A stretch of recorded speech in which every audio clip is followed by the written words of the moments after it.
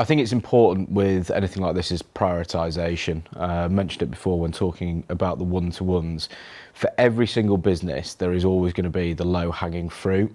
I think one of the things that always gets overlooked, or not always gets overlooked, but something that businesses do not do particularly well, we pay our staff, they get holidays, all that sort of thing. Again, coming back to human beings, everybody's got a bit of an ego, regardless of where you sit on that scale. Recognition is just a massive thing. If someone's doing a great job, let them know about it. It's so easy, it's free as well. And often when you start putting into play things like recognition, whether that be on an informal or more formal sort of basis, you'll find people often opening up about things and start building that relationship a lot more. Equally important, if you're able to give recognition for good work, when you need to have a difficult conversation with somebody, they're going to be more open to it because they're not just going to feel like, oh, the only time you ever speak to me is when you're bashing me down. So I think it really sort of opens up that side of things in particular. I think the term culture gets bounded around a lot, and often people think, oh, culture, it's a table tennis table, or it's like, oh, we get a Friday drinks trolley and stuff like that. I think they're more like initiatives and things that sort of make an office environment great. Culture for me are sort of the key pillars and behaviours within a business. I'll give you an example of one within Journey Further where I work that I think is a big part of our culture, and that's the emphasis that we put on learning. How does that manifest? Well, we create very open environments within our office spaces. We try and get people mixing outside of their teams to learn different things that might not necessarily sort of be within their channel specifically.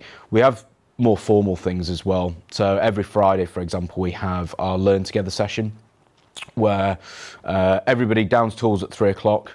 And someone has prepared something that they're going to talk about. Actually, more recently, we've sort of evolved this slightly. It used to be one person would get up for like an hour or maybe slightly less to talk about something they're passionate about. It might be the latest Google beta, which would probably be a bit boring for me, but it might be something that someone's deeply passionate about. It might be somewhere that they've visited recently. And I think that that's really important because, again, you're getting to understand the individual, you're learning from that perspective, but you're also learning probably something that's a bit new to you, like, oh, I've never been to Italy before, or, oh, that's really cool, that's how you develop a game for the PlayStation, or just something, and creating a safe environment for people to be able to speak about something they're passionate about is really important. More recently, actually, what we've done is we've sort of got 5 or 6 people to do much shorter, sort of bite-sized presentations, which is really cool because you can learn about more, but people seem to be more forthcoming actually and putting themselves forward for something like that. Getting up in front of 60 or 70 of your colleagues late on a Friday can be quite a nerve-wracking experience, and I think it's trying to create that sort of safe space. But coming back to that sort of culture question, for me it's about sort of those behaviours, and I think it's understanding what your values are as a business and sort of driving actions against those values. That's what your behaviours are. So if we look at our business, our 3 values are open, together and decisive. And it's like, well, how can we sort of drive actions against those on a daily basis in what we do? I used open as and the sort of the whole learning thing there as an example. But that to me is what culture is. It's the behaviours that people are sort of going against on a daily basis that are in line with your values. More often than not, you'll see businesses' values on their website and maybe on a wall somewhere, but then you ask someone in a business what your business values are. I reckon there's a good large percentage of UK businesses that you ask anybody, they wouldn't be able to tell you what they were. They're probably on some dusty wall somewhere, just like, yeah, no one really knows. Values, for me, have to be set by the business leaders. It's like, well, they're the ones who've got the vision for the business. What values are important to them as individuals and are realistic from a business point of view as well. Like, a lot of businesses will have incredibly lofty values that in no way, shape or form align with them as a business. I'll give you an example. Someone who builds missiles for an army probably shouldn't have peace as one of their values, I don't think. It's probably quite a crude example, but really understanding the individual business leaders then going, this is what our business is, what is in line with those. So for us, I'll use the one of being open. We're in a hugely data-driven industry, but rather than there being more clarity, what has actually happened over the last few years is that it's become more opaque, there's more smoke and mirrors. Really, for us, we want to cut through all that noise and just be like, right, client, this is actually the data that you should be looking at. Here's our open approach to it, and here's, you know, how you can ask more questions around it. Yeah, I sort of, I guess, touched upon this earlier on by saying that recruitment is the responsibility of absolutely everybody, but really the leaders of a business are as important, if not more important, than the actual talent team itself, because they're more often than not the ones within a business that they can attract talent by what it is that they do, how they speak, how they treat people a lot of the time. We live in this world where there's so much information about businesses, and you know, you go on a Glassdoor or something like that, it can really make or break a business, that type of thing.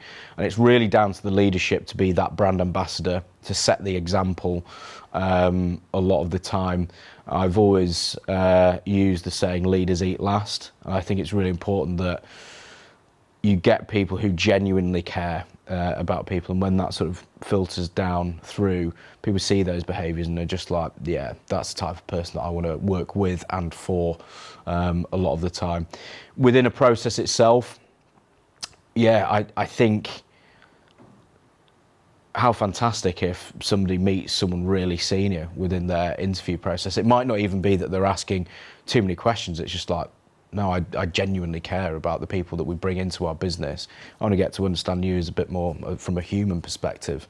So I think there's lots of little ways, but for me, the key thing about leadership, getting involved with the talent side of things, is the example they set more than anything. Yeah, it's a really interesting one. And I think it's different for everybody. Again, it comes down to having the right managers in place, really, so that they understand their staff on that human level.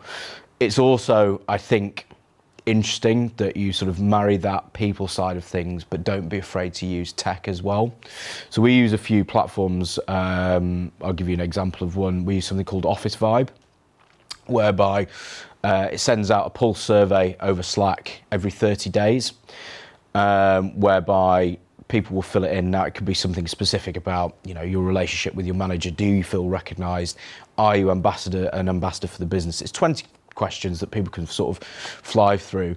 That in itself tells you quite a lot, in that, are people filling in this survey? Straight away, if people are not filling in that survey, they probably don't care that much. Whereas actually, if they are filling in that survey, they're telling you how you can get better as a business and what they want to see more of from that side of things. So for me, the whole well-being versus performance side of things really comes back down to managers being good at their job and going, right, I can get more out of this person at the moment because they're feeling really good, they're feeling motivated. Where it's like, well, actually, they're not feeling motivated. Why is that? And it's like, okay, they've just had a death in the family. They're feeling a bit burnt out.